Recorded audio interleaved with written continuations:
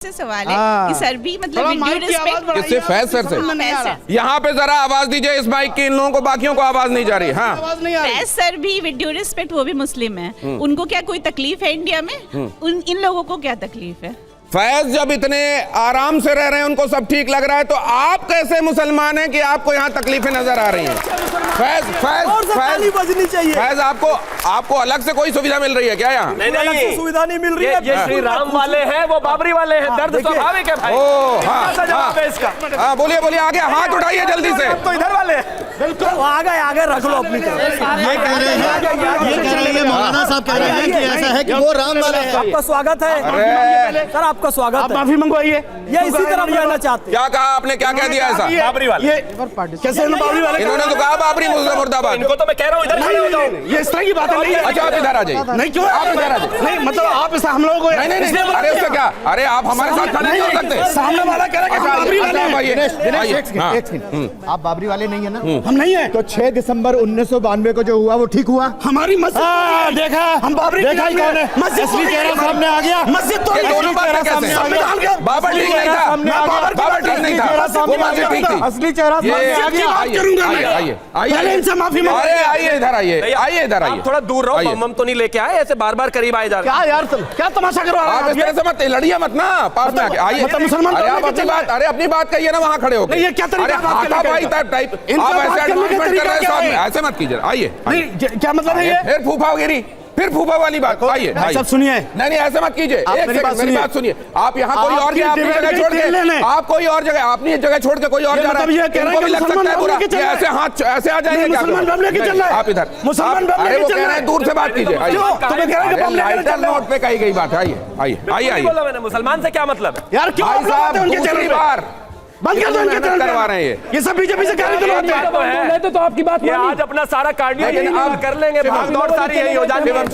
शिवम जब मानना है। एक बात मैं आपसे कह रहा हूँ, देखिए मजाक में की बदतमीजी करेंगे नहीं, मजाक में भी ऐसी बातें मत कहिए। कर दीजिए मौलाना, वो मजाक में भी ऐसे बातें मत कहिए, क्योंकि यहाँ तमाम लोग देख रहे हैं आपको, और यहाँ आपको लाइटर नोट में भी ऐसी बात नहीं करना। धर्म का नाम लिया, आपने कहा मुसलमान, आपने उनसे आपकी जेब में भी हो सकता है। नाराज क्यों हो रहे हैं? नहीं, आप हम की बात क्यों कर रहे हैं? मुसलमान नहीं, गलत बात। बिल्कुल शिवम, आप बम की बात मत कीजिए। क्यों?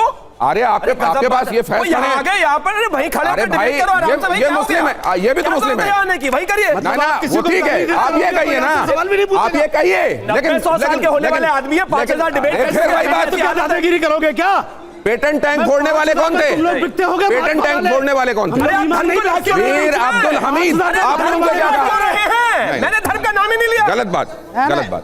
नहीं, अब ये ऐसा नहीं। आप जरा इस पे माफी मांगनी चाहिए। ये अपमान किया इन्होंने, एक समुदाय के अपमान। मैं कह रहा हूँ वो आप उनसे ये कहिए कि आप अपनी जगह पे वापस जाइए। ठीक है, एक काम करते हैं डाइवर्ट, धर्म का नाम लिया। मैंने कहा वो हिंदू है, मुसलमान आपके हिसाब से नहीं। क्यों दर्द होगा भाई? आपको गलत बात हो गई।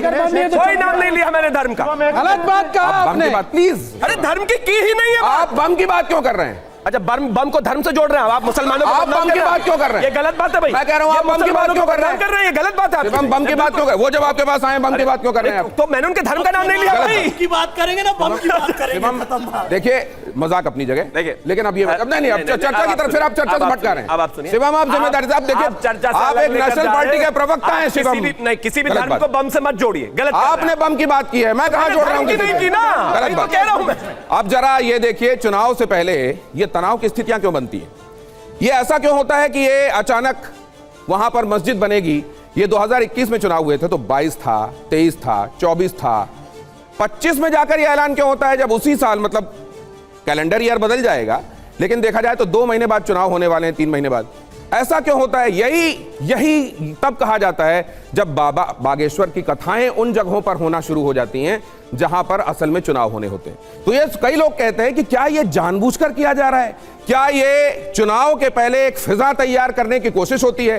क्या ये वोटों को ध्रुवीकृत करने के लिए किया जा रहा होता है? यह समझने की कोशिश कीजिए जरा, और ये भी देखिए चुनाव से पहले कहां तनाव, चुनाव से पहले तनाव कहां कहां होता है। जरा हरियाणा विधानसभा चुनाव 2023, नू हिंसा याद होगी आपको?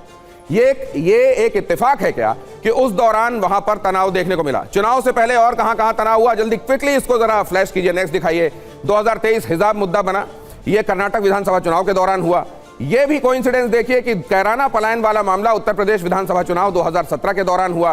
क्या जानबूझकर ये सब होता है? इसमें एक डिजाइन होती है जो हम पहचान नहीं पाते, या असल में इत्तेफाक होता है जिसको चुनाव से जोड़ दिया जाता है? 2016 असम विधानसभा चुनाव, धार्मिक पहचान का मुद्दा, ये उस दौरान हुआ जब वहां पर चुनाव। क्या चुनाव से पहले इस तरह की चीजों को हम दोनों तरफ की बातें आपके सामने रख रहे हैं, निष्पक्ष रूप से रख रहे हैं, लेकिन फिर भी दोनों ही तरफ से आरोप? तो यह भी आपकी तटस्थता और निष्पक्षता पर एक तरीके से स्टैंप होता है जब दोनों ही तरफ के लोग आपको आपकी तरफ उंगली उठाएं कि आप एक बात कर रहे हैं जो निष्पक्ष है। अब जरा देखिए यहां पर यह जो किया गया है, चुनाव से पहले एक जो फिजा दिखाई देती है, क्या वो एक पैटर्न है, एक डिजाइन है, या इत्तेफाक है जिसको जोड़ दिया जाता है? मीनाक्षी, आपने क्या देखा, आपका तजुर्बा क्या है?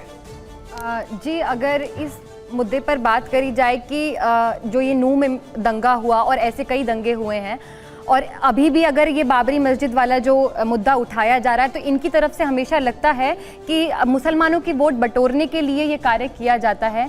लेकिन अगर ये इस बात में गीता वाली बात को डालते हैं तो मैं इस बात को नहीं मानती हूँ, क्योंकि खुद हम जब ये बात कहते हैं, जैसे देवकी नंदन जी ने भी कही, अगर एपीजे अब्दुल कलाम के नाम पर अगर मस्जिद का नाम रखते तो हम खुद सर झुकाएं। अब जैसे इन्होंने कहा कि एपीजे अब्दुल कलाम को भी आलोचना करने वाले, भला बुरा कहने वाले लोग हैं, तो क्या उस अपवाद को एक जनरल फीलिंग माना जा सकता है? इस देश में अब्दुल कलाम का जो रिस्पेक्ट है वो क्या कहीं बहस का मुद्दा हो सकता है? नहीं, बिल्कुल नहीं हो सकता है सर। तो एपीजे अब्दुल कलाम के नाम पर यदि मस्जिद बनाई जाती तो हम खुद जाकर आपको चाहिए, उनके नाम पर साइंटिफिक इंस्टीट्यूशंस हैं, उनके नाम पर लेबोरेटरीज हैं, उनके नाम पर अवार्ड्स हैं। मैं डिबेट नहीं कर He is the scientific। Sir, मेरी बात पूरी होने दीजिए। और वो लोग जो रामेश्वरम गए हैं, रामेश्वरम जाने के 4-5 साल अब्दुल कलाम के घर भी जाते हैं, लेकिन अब ये सवाल ये है, ये सारी बातें उन्होंने इस देश को जो दिया है कोई नहीं दे पाएगा, बड़ा कुर्बानी और इसीलिए लोग सक्षम बनाया, इसीलिए लोग शोएब इधर बात सुनिए, जो उनके बारे में बुरा भला कह रहे हैं उस पर कार्रवाई होनी चाहिए। शोएब इसीलिए इस देश के ज्यादातर लोग रामेश्वरम जब जाते हैं तो उनके घर जाते हैं।